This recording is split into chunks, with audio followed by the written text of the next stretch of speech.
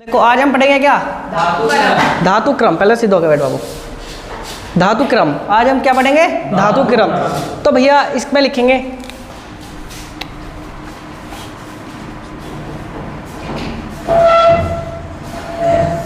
अयस्क से शुद्ध धातु। अयस्क से शुद्ध धातु प्राप्त करने की, अयस्क से शुद्ध धातु प्राप्त करने की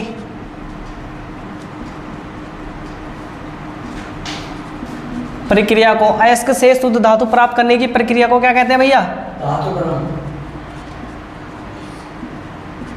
धातु क्रम कहते हैं। यानी अयस्क से शुद्ध धातु प्राप्त करने की प्रक्रिया क्या कहलाती है हमारी? धातु क्रम कहलाती है, यह धातु क्रम कहते हैं। देखो कैसे, सबसे पहले हमें खनिज मिला, खनिज में से हमने क्या निकाला? अयस्क। अब अयस्क में से हम क्या निकाल लेंगे? हाँ, जो धातु बिल्कुल शुद्ध होगी उसे निकालेंगे। हाँ, अयस्क से शुद्ध धातु प्राप्त करने की क्रिया क्या कहलाती है भैया हमारी? धातु क्रम कहलाती है। तो भैया इसकी सबसे पहले हम एक टेबल सी बनाएंगे, उसे टेबल को मेरे साथ बनाते रहो, मैं उसे समझाता रहूँगा तुम्हें। पहले इधर देखते रहो, बाद में बनाइयो। सबसे पहले हमारे पास क्या है? हमारे पास है अयस्क। क्या है? हाँ, पहले अयस्क आएगा, यानी फिर खनिज भी लिख लो चाहे, पर अब अयस्क से शुरू करेंगे। अयस्क का सबसे पहले करा जावे सांद्रण। क्या करा जावे? अयस्क का करेंगे सांद्रण। भैया जैसे ही उसका सांद्रण करेंगे तो उस समय मिलेगा सांद्रित अयस्क। सांद्रित अयस्क। सबसे पहले हम अयस्क लेंगे, अयस्क का क्या करेंगे? सांद्रण। उस समय सांद्रण करने से मिलेगा सांद्रित अयस्क। जो भैया सांद्रित अयस्क मिला, अब इसमें से हमारी 3 प्रकार की धातु निकलेगी हमारी। कितने प्रकार की धातु निकलेगी? 3 प्रकार की धातु भैया हमारी निकलेगी। सबसे पहले जो धातु रहेगी भैया हमारी, नंबर 1 करके इसमें लिखी जाएगी अधिक क्रियाशील धातु। भाई क्योंकि कोई क्रिया, हमें अभी धातु पढ़ी थी कि कुछ धातु तो अधिक क्रियाशील हो, कुछ कम क्रियाशील हो, नहीं होती। सबसे पहले मिलेगी अधिक क्रियाशील धातु। क्या? अधिक क्रियाशील धातु। हाँ, अधिक क्रियाशील धातु। हमें अधिक क्रियाशील धातु मिली। उसके बाद में भैया हमें उससे भी जो मिलेगी मध्यम क्रियाशील धातु। मध्यम क्रियाशील का मतलब यानी थोड़ी, यानी इससे थोड़ी सी कम क्रियाशील, मध्यम क्रियाशील धातु। और नंबर 3 में भैया सबसे अंत में मिलेगी हम कम क्रियाशील धातु। सबसे पहले हमें अयस्क लेंगे, अयस्क का सांद्रण करेंगे। सांद्रण करने के बाद में क्या मिलेगा? सांद्रित अयस्क मिलेगा। और सांद्रित अयस्क भी हमारा 3 प्रकार से हो जाएगा। उसमें अधिक क्रियाशील, मध्यम कम क्रियाशील, और क्या हो जाएगा सबसे तीसरा? कम क्रियाशील धातु होगी। अब भैया जो हमारी अधिक क्रियाशील धातु है ना, उसका करा जाएगा विद्युत अपघटन। जो हमारी अधिक क्रियाशील धातु है उसका क्या करा जाएगा? हाँ, विद्युत अपघटन। पूछ ले कभी कभार के भैया जो हमारी अधिक क्रियाशील धातु है उसका क्या कहा जाता है? उसका क्या कहना? विद्युत अपघटन। और इसका विद्युत अपघटन करेंगे तो इस समय शुद्ध धातु प्राप्त हो जाएगी। क्या मिलेगी? हाँ, शुद्ध धातु मिल जाएगी भैया हमें। अब नंबर 2 पे आता है हमारा क्या? मध्यम क्रियाशील धातु। भैया मध्यम क्रियाशील धातु में 2 प्रकार की धातु पाई जावे। एक तो पाई जावे कार्बोनेट वाली। इसमें 2 प्रकार की पाई जावे भैया। इसमें एक तो मिला है कार्बोनेट वाली, जिनमें कार्बोनेट मिला है। कार्बोनेट धातु लिख लो या कार्बोनेट अयस्क के बारे में पढ़ा था। कार्बोनेट अयस्क क्या रहा है? जिसके अंत में CO3 जुड़ा रहा है। एक भैया मिला है हमें सल्फाइड अयस्क। सल्फाइड अयस्क का मैंने क्या बताया था? सल्फाइड उसके अंत में क्या जुड़ा रहेगा भैया हमारा? उसके अंत में जुड़ा रहेगा एस। क्या जुड़ा रहेगा? एस।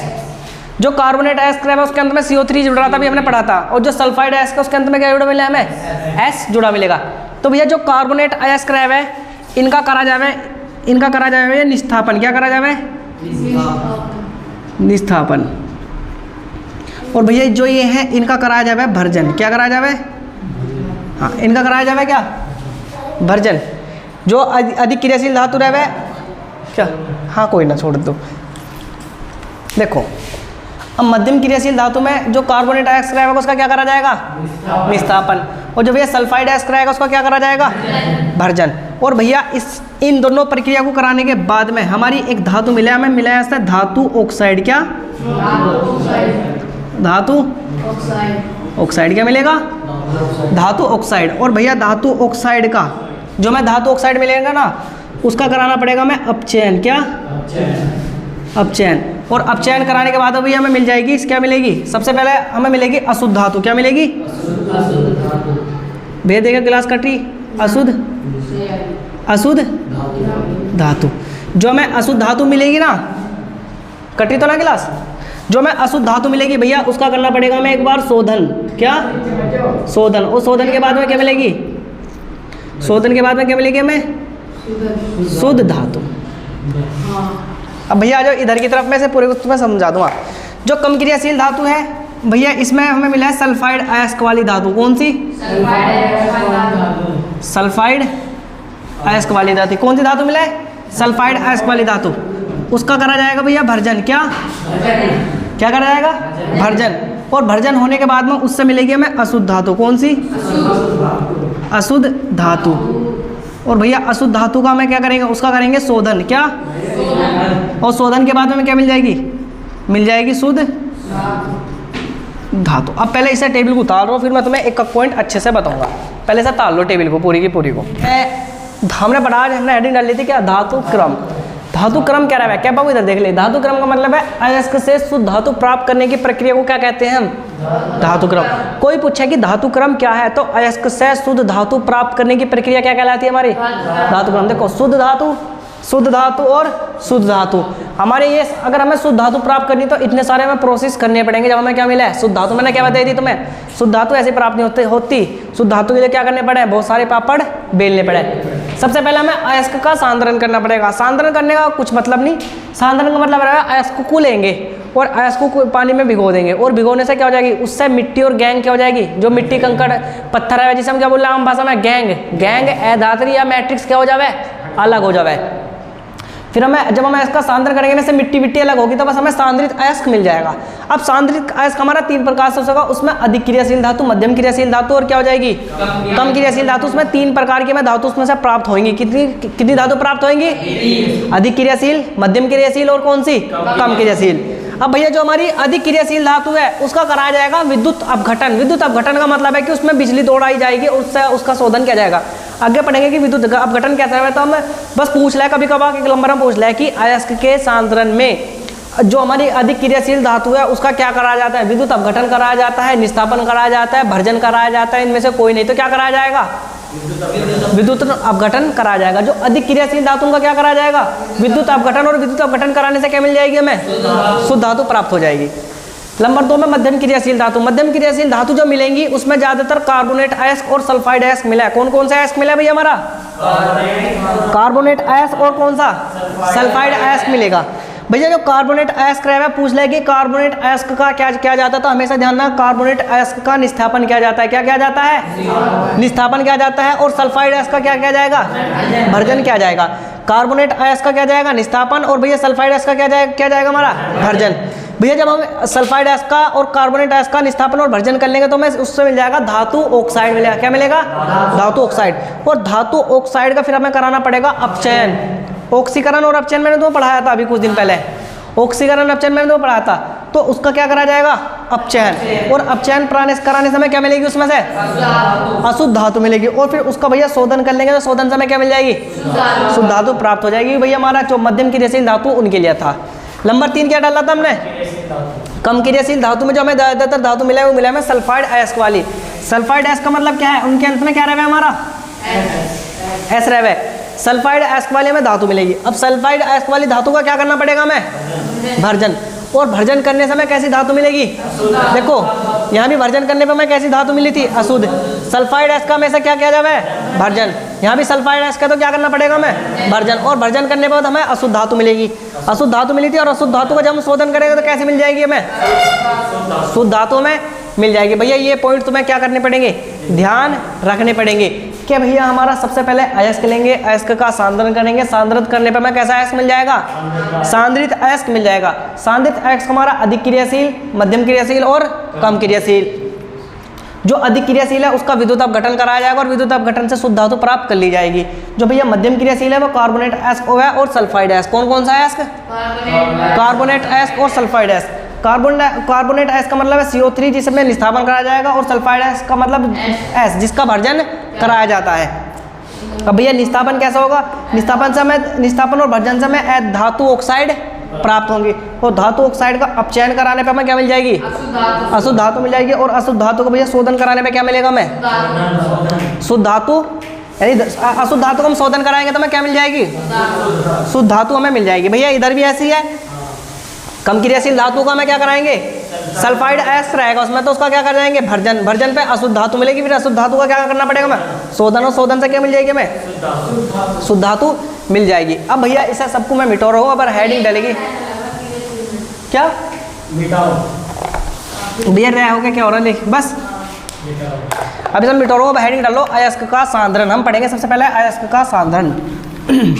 सबसे पहले करेंगे हम क्या करेंगे? अयस्क का सांद्रण।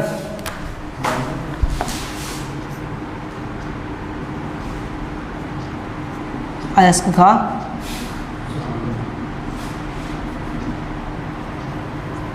इसमें लिखो भैया अयस्क के सांद्रण में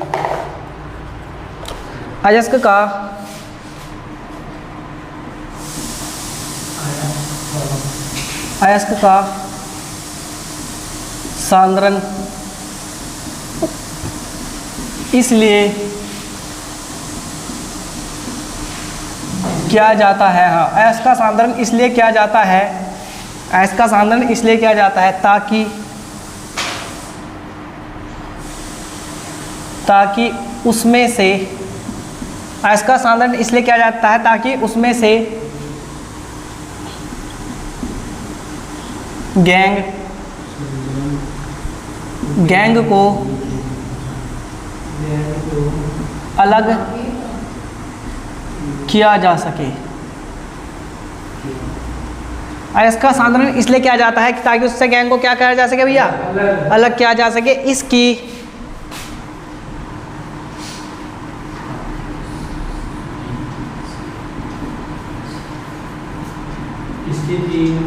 इसकी 3 विधियां हैं। कितनी विधि भैया इसकी? 3 विधि। तुमने ये विधि स्कूल में ही पढ़ी होगी। नंबर 1 लिखो गुरुत्वीय पृथक्करण विधि। इसकी 3 विधि हैं भैया।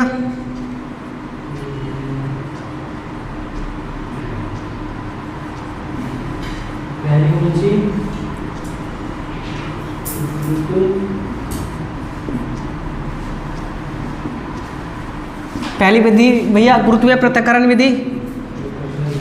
नंबर 2 भैया झाग प्लेवन विधि। गुरुत्वीय झाग प्लेवन झाग प्लेवन विधि। और नंबर 3 है भैया हमारी चुंबकीय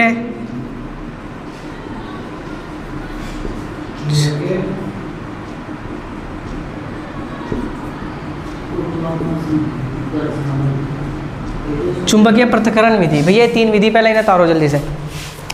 हमने अयस्क का सांद्रण, अयस्क का सांद्रण का मतलब क्या मैंने बताया था कि अयस्क का सांद्रण इसलिए किया जाता है ताकि उसमें से क्या हो जाए? गैंग या मिट्टी, कंकड़, पत्थर, इन सबको गैंग ही तो बोल लेंगे। अधातीय मैट्रिक्स को क्या किया जा सके भैया? अलग किया जा सके। भैया अयस्क का सांद्रण इसलिए किया जाता है ताकि उसमें से गैंग को क्या किया जा सके? अलग किया जा सके। और इसकी कितनी विधियां हमारी? 3 विधियां, ध्यान रखना। सबसे पहली विधि गुरुत्वीय पृथक्करण विधि। कौन सी विधि? गुरुत्वीय पृथक्करण विधि। नंबर 2 है झाग प्लेवन विधि। क्या? झाग प्लेवन विधि। ओ भैया रुक के ना मचा बैठने यार। इसे भैया इसका दूसरा नाम है फेन प्लेवन विधि भी बोलते हैं। फेन प्लेवन विधि, इसे भी लिख लो या करके। अभी लिख लो, पहले मैं लिखवा दूं। नंबर 2 झाग प्लेवन विधि है, फेन प्लेवन विधि। और नंबर 3 क्या भैया? चुंबकीय पृथक्करण विधि। तो हमने सबसे पहले डाला था, हेडिंग डाली थी धातुक्रम। धातुक्रम का मतलब है सबसे पहले अयस्क का क्या करा था हमने? सांद्रण। सांद्रण का पता चलेगा कि सांद्रण कैसा करा जाएगा। इस अयस्क का सांद्रण इसलिए किया जा सके ताकि उसमें से मिट्टी, कंकड़, रेत, पत्थर क्या हो जाए? हमारा अलग हो जाए। और इसकी कितनी विधियां हैं? 3 विधियां। गुरुत्वीय पृथक्करण विधि, झाग प्लेवन विधि और चुंबकीय पृथक्करण विधि। अब भैया आगे की विधि पढ़ेंगे कल को, क्योंकि इनमें बड़े बड़े चित्र बनेंगे। चित्र बनने के बाद पढ़ेंगे कल को और बालक भी आ जाएंगे, इसलिए तीनों तक का समझ में आ गया। कुछ पूछना हो तो मेरे से पूछ लो।